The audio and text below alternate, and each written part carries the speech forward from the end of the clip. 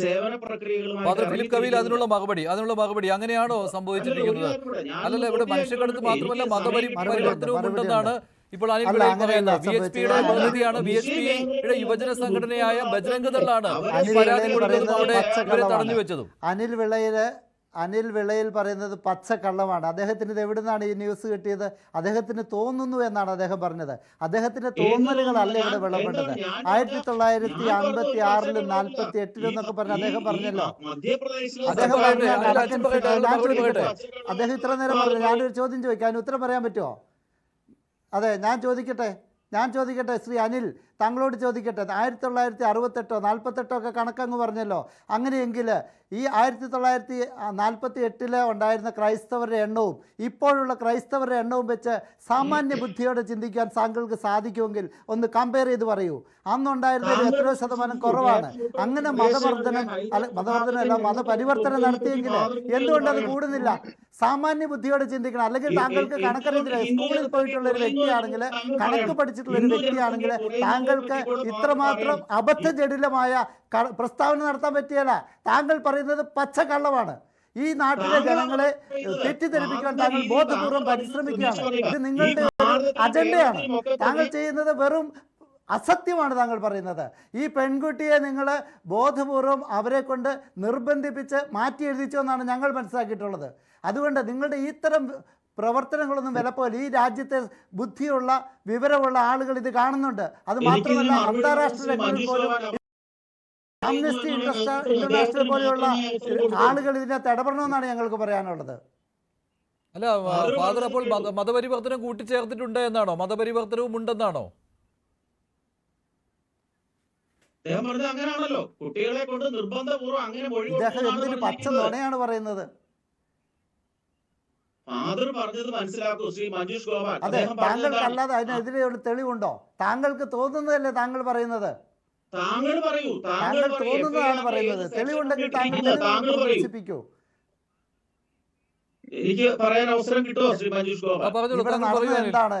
പാവപ്പെട്ട 2 ക്രൈസ്തവ മിഷണറിമാരെ ജനക്കൂട്ട് വിചാരണ നടത്തുകയാണ് ചെയ്തത്.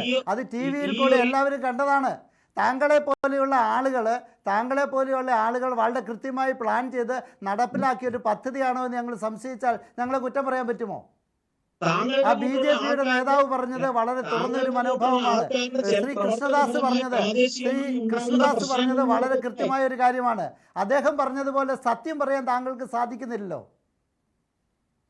ശരി, BJP ഇക്കാര്യത്തിൽ സ്വീകരിച്ച നിലപാട് പോലെ VHPക്ക് പറ്റുന്നില്ല എന്നാണ് ഫാദർ പറയുന്നത്. അല്ല, വളരെ വ്യക്തമായ നയം വിശ്വ ഹിന്ദു പക്ഷത്തിനുണ്ട്.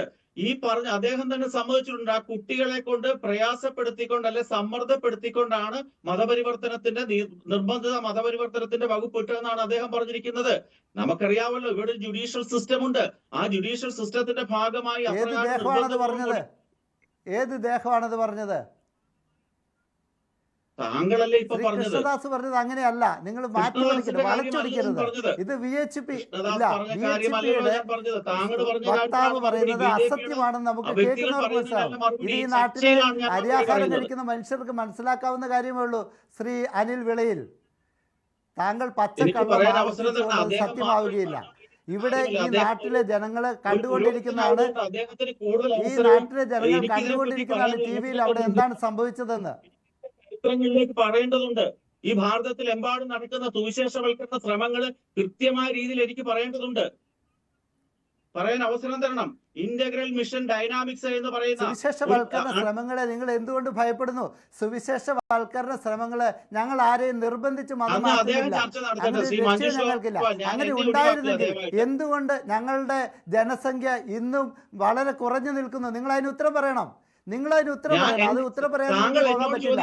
എന്തുകൊണ്ട് നിർബന്ധിത മതപരിവർത്തനത്തിന് ഞങ്ങൾ പരിശ്രമിക്കുന്നെങ്കിൽ ഞങ്ങളുടെ ജനസംഖ്യ വർദ്ധിക്കുന്നില്ല? അതാ ചോദിക്കുന്നത്. നിങ്ങൾ പറയുന്നത് പോലെ മറ്റു മനുഷ്യരെ പ്രലോഭിപ്പിച്ച് നിർബന്ധിച്ച് മതപരിവർത്തനം നടത്തുകയാണെങ്കിൽ എന്തുകൊണ്ട് ഞങ്ങളുടെ ജനസംഖ്യ ഇന്നും വളരെ ചെറുതായിട്ട് നിൽക്കുന്നു? അതിന് ഉത്തരം പറയൂ. എനിക്ക് പറയാൻ അവസരം കിട്ടാത്ത താങ്കൾ ഇങ്ങനെ പ്രസംഗിച്ചുകൊണ്ടിരുന്നാൽ ഞാൻ എന്താ പറയേണ്ടത്? അനിൽ പറയൂ. ഫാദർ പറഞ്ഞൊരു കാര്യമുണ്ട്, എന്തുകൊണ്ട് ഞങ്ങളുടെ ജനസംഖ്യ കൂടുന്നില്ല എന്ന്. ഞാൻ അതിന് ഉത്തരം വളരെ വ്യക്തമായി നേരത്തെ തന്നെ സൂചിപ്പിക്കുകയുണ്ടായി. 1970 കാലഘട്ടം വരെ ആയിരുന്നു ഭാരതത്തില് അതിതീവ്രമായ രീതിയിലുള്ള സുവിശേഷവൽക്കരണവും മതമാറ്റവും നടന്നത്. അതിനുശേഷം പൊതുസമൂഹം, ഹൈന്ദവ സമൂഹം ഇത് തിരിച്ചറിഞ്ഞു. ഇത് തട്ടിപ്പാണ്, ഇത്തരത്തിലുള്ള മതപരിവർത്തന ശ്രമങ്ങൾ താൽക്കാലികമാണ്. മഹാത്മാഗാന്ധി അദ്ദേഹം 1931 ഏപ്രിൽ 23 യങ് ഇന്ത്യയിൽ എഴുതിയിട്ടുണ്ട്, എനിക്ക് ഏതെങ്കിലും കാലഘട്ടത്തിൽ അധികാരം കിട്ടുകയോ നിയമനിർമ്മാണം നടത്താനുള്ള സ്വാതന്ത്ര്യം കിട്ടുകയോ ചെയ്യുകയാണെങ്കിൽ ഞാൻ ഈ രാജ്യത്തെ മതപരിവർത്തനം നിർത്തുമെന്ന് പറഞ്ഞ മഹാത്മാവുള്ള രാജ്യമായിരുന്നു ഇത്. അതുപോട്ടെ, ധാരാളം കൃതികൾ മഹാത്മാഗാന്ധിയുടെ കംപ്ലീറ്റ് വർക്സിനകത്ത് കൃത്യമായി പറഞ്ഞിട്ടുണ്ട് ഈ സുവിശേഷവൽക്കരണം എന്ന് പറയുന്നത് ഈ കാലയളവിൽ എന്ന് വെച്ചാൽ അദ്ദേഹത്തിന്റെ ആ കാലയളവിലെ ഒരു ബിസിനസ് ആയിരുന്നു എന്ന്.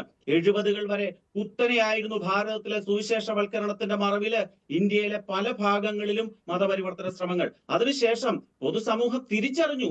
അദ്ദേഹം സൂചിപ്പിച്ചല്ലോ, എന്തേ ഞങ്ങളുടെ ജനസംഖ്യ കൂടാത്തതെന്ന്. ഭാരതത്തിലെ ഹിന്ദുക്കളുടെ ജനസംഖ്യ, കേരളത്തിലെ ഹിന്ദുക്കളുടെ ജനസംഖ്യ കുറഞ്ഞതിനെ പറ്റി ഫാദറിന്റെ അഭിപ്രായം എന്താണ്? 1956 കാലഘട്ടത്തിൽ കേരളം ഉണ്ടായപ്പോൾ ഉണ്ടായ ജനസംഖ്യ ഹിന്ദുക്കൾക്ക് കേരളത്തിലുണ്ടോ? ഫാദർ അതിന് മറുപടി പറയൂ. ഇല്ല. ഭാരതത്തിൽ ഇന്ന് ഒരു സെൻസസ് നടന്നാൽ കേരളത്തിലെ ഹൈന്ദവ ജനസംഖ്യ 50% താഴെയാണ്. ഒരു നിമിഷം തരൂ, മറുപടി പറയാൻ തരൂ. മറുപടി പറയാൻ തരൂ. അവസരം കഴിയട്ടെ, ഞാൻ താങ്കൾ ചോദ്യം ചോദിച്ചു, ഉത്തരം പറയാൻ അനുവദിക്കൂ. സ്വാതന്ത്ര്യമൊന്നുമില്ലല്ലോ. ഇല്ല, താങ്കൾ ചോദ്യം ചോദിച്ചു, ഉത്തരം പറയാൻ അനുവദിക്കൂ. താങ്കൾ ചോദ്യം ചോദിച്ചതിന് ഉത്തരം പറയാൻ അനുവദിക്കൂ. ഞാൻ പറഞ്ഞു മനീഷ് സാർ, അദ്ദേഹത്തിന്റെ ചോദ്യത്തിന് എനിക്ക് ഉത്തരം പറയണം. അദ്ദേഹം ഉത്തരം പറയട്ടെ. ഫാദർ ഫിലിപ്പ് കബീർ ഉത്തരം പറയട്ടെ. ഫാദർ പറയട്ടെ. അദ്ദേഹം ഉണ്ടായിരിക്കുകയാണെങ്കിൽ ഉത്തരം പറയാം. ഞാൻ മിണ്ടുകയല്ലോ, എന്റെ ചർച്ചയുടെ അവസരത്തിൽ ചോദ്യം ചോദിച്ചില്ലേ അനിൽ? അതുകൊണ്ടാണ് താങ്കളുടെ സംശയം ചോദിച്ചുകൊണ്ടാണ് കുറയുന്നു എന്ന് പറഞ്ഞു. ഞാൻ അദ്ദേഹം പറയുമ്പോൾ എനിക്കും ചോദ്യം ചോദിക്കാം. ചോദിച്ചോളൂ. ഞാൻ എനിക്ക് മോഹൻ ബഗീസിലേക്ക് പോകേണ്ടതുണ്ട്. ഫിലിപ്പ് കബീൽ പറയൂ ഫാദർ.